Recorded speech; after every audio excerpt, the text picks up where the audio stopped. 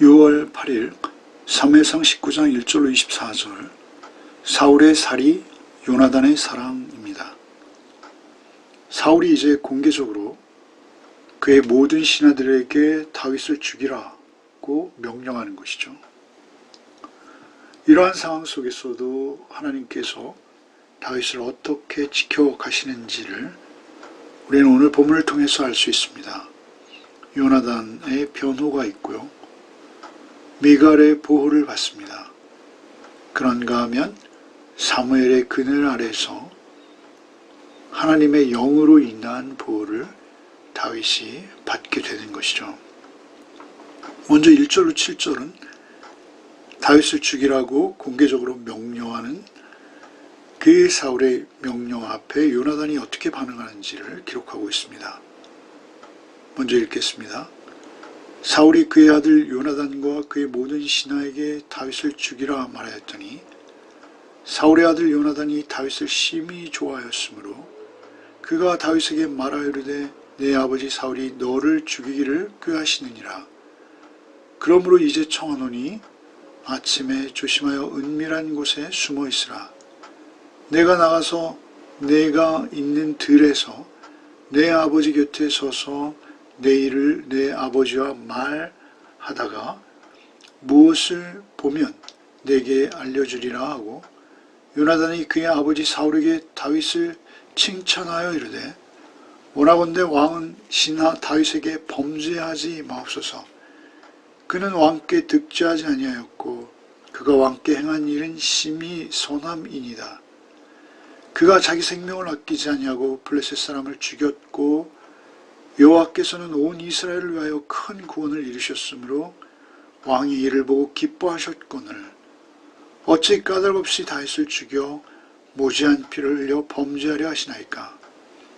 사울이 요나단의 말을 듣고 맹세하되 여호와께서 살아계심을 두고 맹세하거니와 그가 죽임을 당하지 아니하리라. 요나단이 다윗을 불러 그 모든 일을 그에게 알리고 요나단이 그를 사울에게로 인도하니 그가 사울 앞에 전과 같이 있었더라.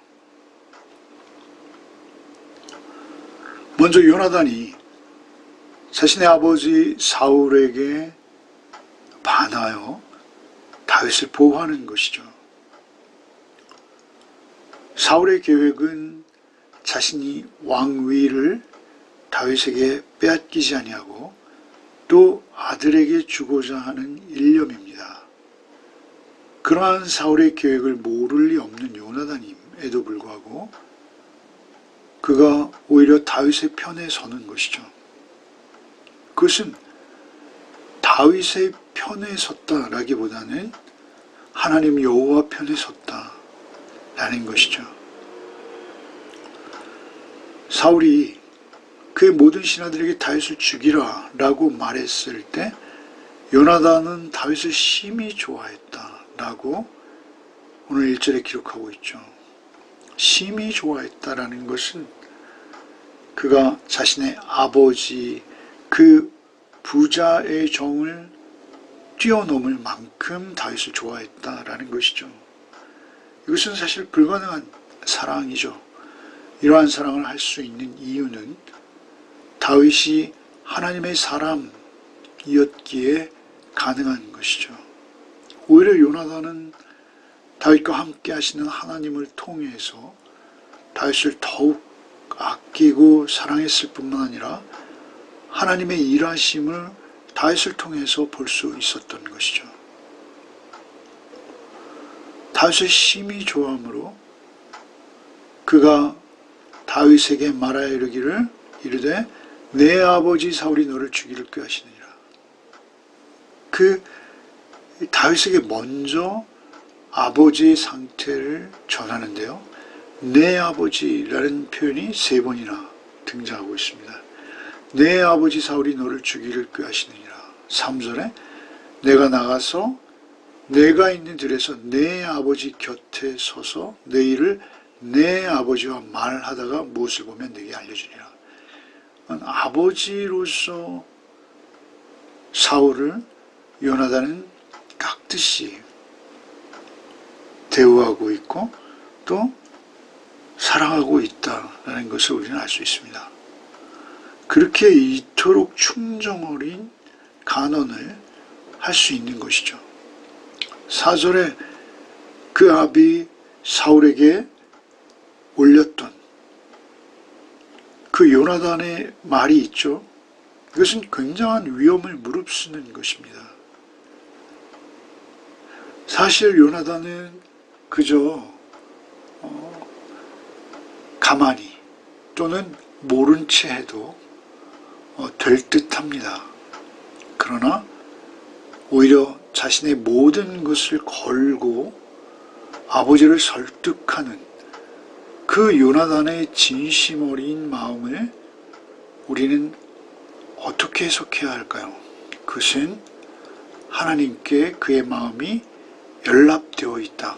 그의 마음이 하나님께 닿아 있다. 자신의 아버지보다 하나님을 더욱 사랑했고 두려워했다. 자신의 장래일보다 오히려 하나님 나라와 하나님의 의를 이루는 것에 그는 기뻐하고 있다. 라고 밖에는 해석이 되지 않습니다. 그렇지 않고서는 보일 수 없는 반응이죠. 인간적으로는 선뜻 이해할 수 없는 반응이죠. 왕은 신하 다윗에게 범죄하지 마옵소서. 자신의 아버지에게 범죄하지 말라라고 말하고 있는 것이죠. 다윗은 아버지에게 득죄하지 아니하였고 그가 아버지께 행한 일은 모두 다 선한 일, 좋은 일이라는 것이죠. 그가 자기 생명을 아끼지 아니하고 블레셋 사람을 죽였고 이것은 골리앗을 말하는 것이죠. 여호와께서는 이스라엘을 위하여서 그 큰 구원을 이루셨고 왕이 이를 보고 기뻐했던 것을 기억해달라는 것이죠. 가장 중요한 것은 두 가지입니다. 다윗이 생명을 아끼지 아니하고 블레셋 사람을 죽였다라는 사실과 여호와께서 다윗과 함께 하셔서 이스라엘을 위해서 큰 구원을 이루셨다. 이 사실이 요나단에게 중요한 것이죠. 아니 이스라엘 전체 백성들에게 중요한 것이요. 아니 누구보다도 이것은 사울에게 중요한 것입니다. 여호와께서 함께 하셔서 그 골리앗을 죽게 하셨고 죽게 하셨고 그리고 이스라엘에게 큰 구원을 베푸신 것을 다윗을 통해서 알고 계시는데 어찌 다윗을 죽여서 무지한 피를 흘려 범죄하려 합니까? 그것은 범죄입니다. 하나님 앞에서의 범죄입니다. 라는 것을 특별히 강조하는 것이죠. 결국 이 요나단의 충정 어린 충고로 인해서 사울은 내가 하나님 앞에 여호와께 살아계심을 두고 맹세하거니와 다윗을 죽이지 않겠다라고 맹세하죠. 그리고 이제 다윗은 복권되어서 사울 앞에서 예전과 같이 그에게 주어진 사명을 감당하게 되는 것이죠.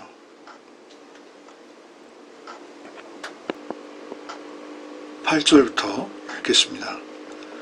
전쟁이 다시 있으므로 다윗이 나가서 블레셋 사람들과 싸워 그들을 크게 쳐 죽이매 그들이 그 앞에서 도망하니라. 사울이 손에 단창을 가지고 그의 집에 앉았을 때 여호와께서 부르시는 악령이 사울에게 접하였으므로 다윗이 손으로 수금을 탈 때 사울이 단창으로 다윗을 벽에 박으려 하였으나 그는 사울의 앞을 피하여 사울의 창은 벽에 박힌지라 다윗이 그 밤에 도피하매. 이제 다시 전쟁이 생긴 것이죠. 전쟁이 발발한 것입니다. 블레셋이 수시로 이스라엘을 넘보고 있을 그러한 때였고요. 그래서 당연히 그 전쟁의 선봉장은 다윗이 되는 것이죠. 다윗이 나가서 블레셋 사람들과 싸워서 크게 쳐주고 크게 승리했다라는 것이죠. 블레셋 사람들은 그 앞에서 다 도망한 것이죠. 그 다윗에 이어지는 승전, 이것은 분명히 사울에게 유리한 것이죠. 사울의 왕위를 더욱 든든하게 세워줄 수 있는 승전보이죠. 블레셋은 가장 큰 위협이었고 결국 사울은 블레셋과의 전쟁에서 죽음을 맞게 되는 것이죠. 그 철천수 원수 블레셋을 크게 쳐 죽이고 승리한 것이 사울에겐 당연히 기쁨이 되어야 할 터인데 사울은 오히려 그것이 기쁨이 아니라 그것이 시기와 질투로 인해서 미움으로 변하는 것입니다.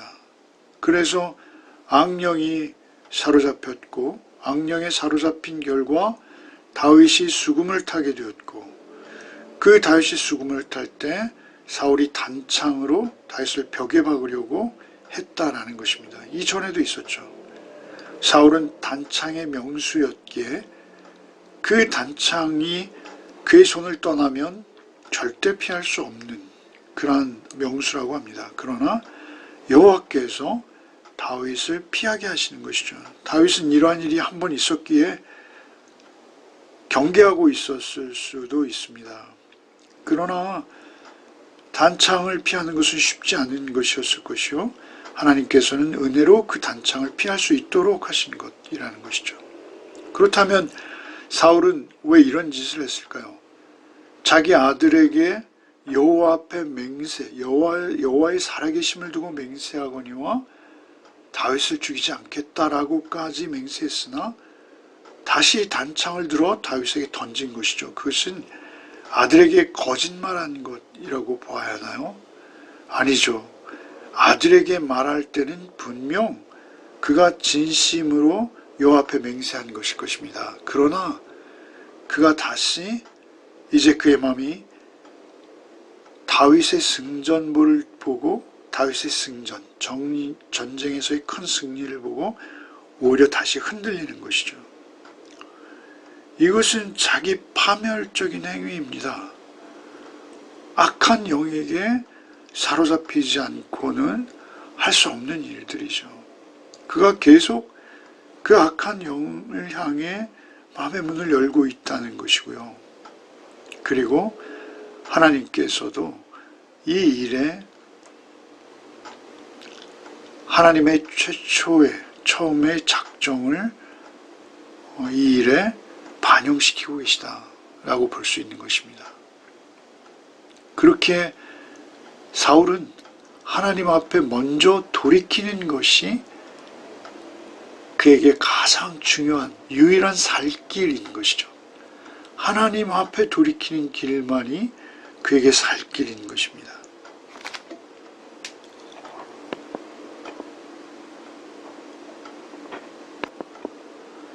이제 다시 사울의 손으로부터 탈출하는 다윗의 모습이죠. 11절부터 읽겠습니다. 사울이 전령들을 다윗의 집에 보내어 그를 지키다가 아침에 그를 죽이게 하려 한지라.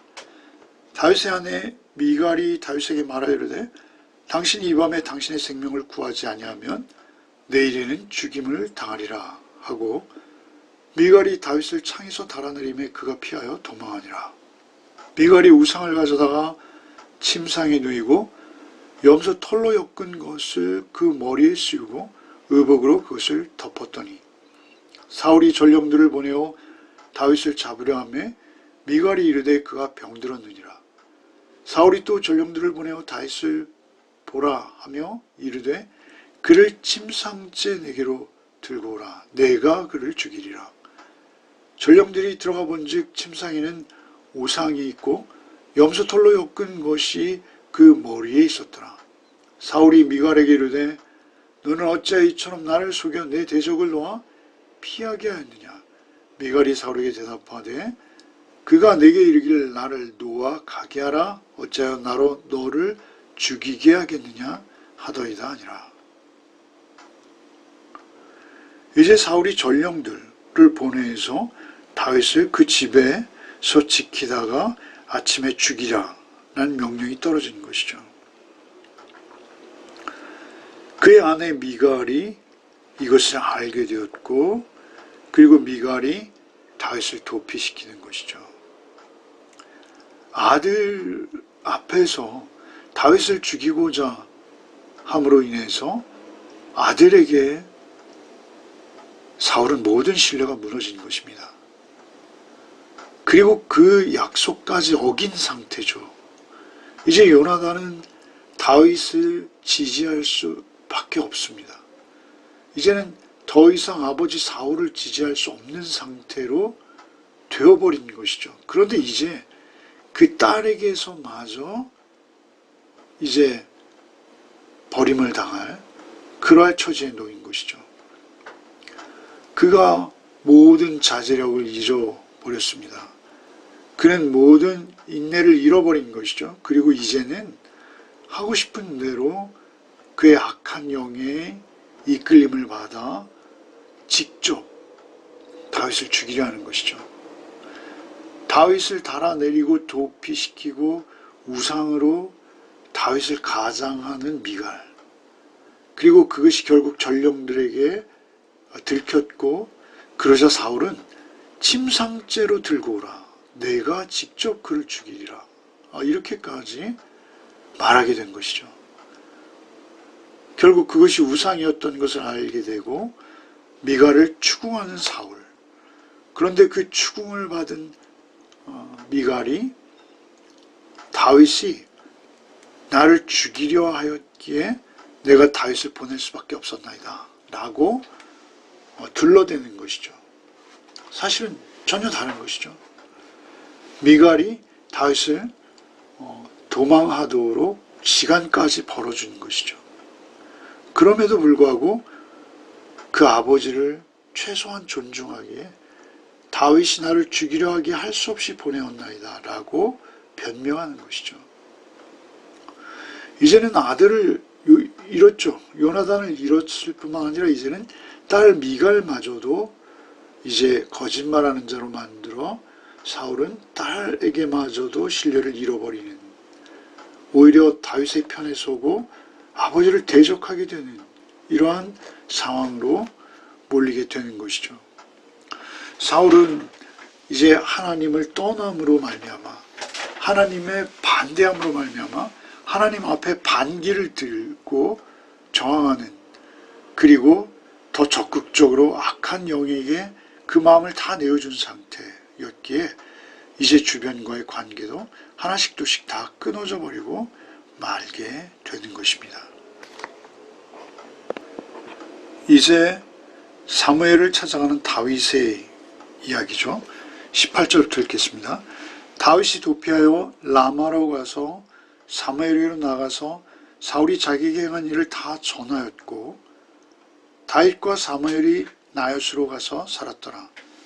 어떤 사람이 사울에게 전하여 이르되 다윗이 라마 나요스에 있더이다 하매 사울이 다윗을 잡으러 전령들을 보냈더니 그들이 선지자 무리가 예언하는 것과 사무엘이 그들의 수령으로 선 것을 볼 때 하나님의 영이 사울의 전령들에게 임하매 그들도 예언을 한지라. 어떤 사람이 그것을 사울에게 알림해 사울이 다른 전령들을 보냈더니 그들도 예언을 하였으므로 사울이 세 번째 다시 전령들을 보내었더니 그들도 예언을 한지라. 이에 사울도 라마로 가서 세구에 있는 큰 우물에 도착하여 물어 이르되 사무엘과 다윗이 어디 있느냐. 어떤 사람이 이르되 라마 나요스에 있나이다. 사울이 라마 나요스로 가니라. 하나님의 영이 그에게도 임하시니 그가 라마 나요스에 이르기까지 걸어가며 예언을 하였으며 그가 또 그의 옷을 벗고 사무엘 앞에서 예언을 하며 하루 밤낮을 벗은 몸으로 누웠더라. 그러므로 속담에 이르기를 사울도 선지자 중에 있느냐 하니라. 이제 다윗은 더 이상 도피할 데가 없죠. 요나단의 도움을 받았고 미갈의 도움을 받아서 겨우 생명을 부지하고 이제 또다시 도망길에 오른 것이죠. 그리고 이제는 최후로 자신에게 왕으로서의 기름을 부었던 사무엘에게 도망하는 것이죠. 사무엘이 있는 라마 나요스로 도망한 것입니다. 그러자 사울의 정보망은 왕으로서의 정보력이죠. 그래서 다윗이 어디 있는지 즉각 보고가 들어오는 것이죠. 사울은 즉각 다윗을 잡으러 다시 사무엘이 있는 라마 나요스로 전령들을 보내는 것이죠. 그러나 그 전령들이 1차, 2차, 3차 갈 때마다 하나님의 영이 개입하심으로 하나님께서 직접 다윗을 보호하시고 계심으로 그 전령들이 3번 다 성령에 붙들려서 예언을 하게 됩니다. 다윗을 잡아오기는커녕 하나님의 예언에 참여하게 되는 것이죠. 그래서 할 수 없이 다윗이 직접 이제 그곳에 사울을 잡으러 가는 것이죠. 역시 사울도 하나님의 영의 임하심을 경험합니다. 그래서 예언을 하게 되죠. 여기 24절에 보면 그가 또 그의 옷을 벗고 사무엘 앞에서 예언하여 하루 밤낮을 벗은 몸으로 누웠더라. 옷을 벗었다라는 거예요. 이 옷은 왕의 권세를 상징하는 것이죠. 왕복입니다. 그 왕복을 벗었다라는 것은 무엇이죠? 그가 폐위되었다라는 것입니다. 사울의 폐위식이라고 볼 수 있습니다. 사무엘이 그에게 왕복을 입혀줬는데요. 이제 그가 사무엘 앞에서 그 왕복을 벗은 거예요.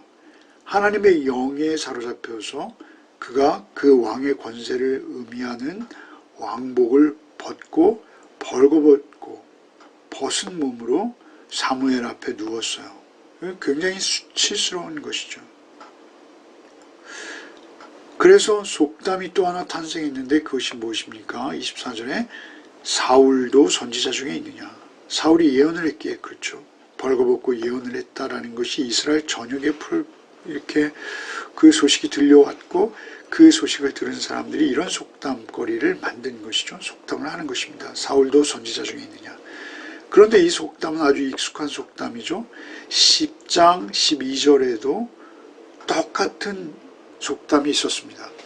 그때는 사울이 참으로 하나님의 영에 온전히 붙들려서 기대가 가득한 상황에서 이제 사울이 얼마나 놀라운 왕으로 하나님의 영에 붙들려 쓰임받을까라는 기대로 이 속담이 생겨났다면 이제 이 10장 12절과는 정반대로 이 오늘 우리가 묵상하는 19장 24절에는 극한 조롱과 모욕의 상황입니다. 그래서 사울이 무슨 선지자야 이런 의미인 것이죠. 사울도 선지자에 있느냐? 아니다. 사울은 절대 선지자의 급에 해당하지 않는다 라고 말하는 것이죠. 이것은 사울이 그 왕직에서 파기당한 모습입니다.